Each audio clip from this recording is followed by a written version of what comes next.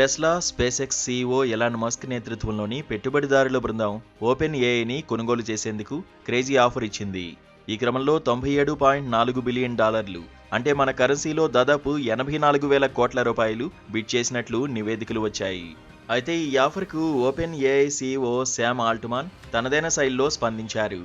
ధన్యవాదాలు, కానీ మీరు కోరుకుంటే తామే ట్విట్టర్ను $9.74 బిలియన్ కొనుగోలు చేస్తామని ఘాటుగా ట్వీట్ చేశారు. ఈ ట్వీట్ ప్రస్తుతం సోషల్ మీడియాలో వైరల్ అవుతోంది. ఇది చూసిన పలువురు మస్క్కి దిమ్మ తిరిగేలా గట్టి కౌంటర్ ఇచ్చారని చర్చించుకుంటున్నారు.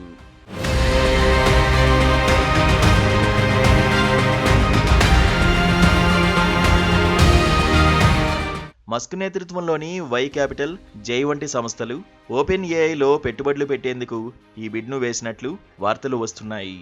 ఈ బిడ్తో పాటు ఆసక్తి కలిగిన ఇతర పెట్టుబడిదారులు, Hollywood power broker aari Emmanuel కూడా దీనిలో భాగస్వాములయ్యారని సమాచారం.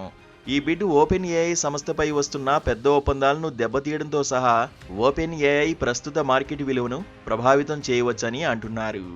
సెప్టెంబర్లో ఓపెన్ ఏఐ సదస్సు ప్రకారం ఈ సంస్థకు మరొక $40 బిలియన్ల నిధులు ఒప్పందంపై చర్చలు జరుగుతున్నాయి. 2023లో ఓపెన్ ఏఐకి జపనీస్ సాఫ్ట్ బ్యాంక్ ద్వారా $300 బిలియన్లు రానున్నట్లు తెలుస్తోంది.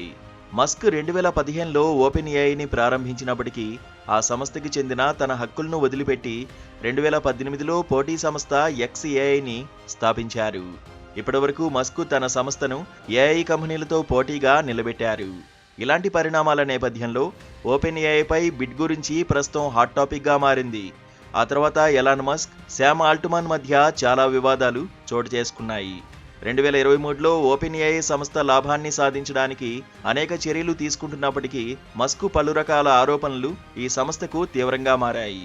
ఈ అంశంపై స్పందిస్తూ మస్క్ వ్యాఖ్యలు తప్పని ఆల్ట్మాన్ అన్నారు. ఆ తర్వాత ఇటీవల అమెరికన్ జెండా ఎమోజీని యాడ్ చేసి మీ కొత్త పాత్రలో మీరు అమెరికాకు ముందస్తు ప్రాధాన్యత ఇవ్వాలని ఆశిస్తున్నానని ఆల్ట్మాన్ ఓ ట్వీట్ చేశారు. దీని ద్వారా మస్క్ మార్పులను దేశ భవిష్యత్తుకు అనుగుణంగా మారాలని సూచించారు. ఈ వ్యాఖ్యలు అమెరికా ప్రగతికి అత్యుత్తమ మార్గాలుగా నిర్ణయించుకోవాలని సూచించినట్లుగా అనిపించాయి. ఈ క్రమంలోనే తాజాగా ఓపెన్ ఏఐకి మస్క్ పంపినట్లు ప్రచారం జరుగుతున్న బిడ్ చర్చనీయాంశంగా మారింది. అధికారికంగా వెలుగులోకి రాలేదు, కానీ ఈ ఆఫర్ గురించి అనేక నివేదికలు వస్తున్నాయి.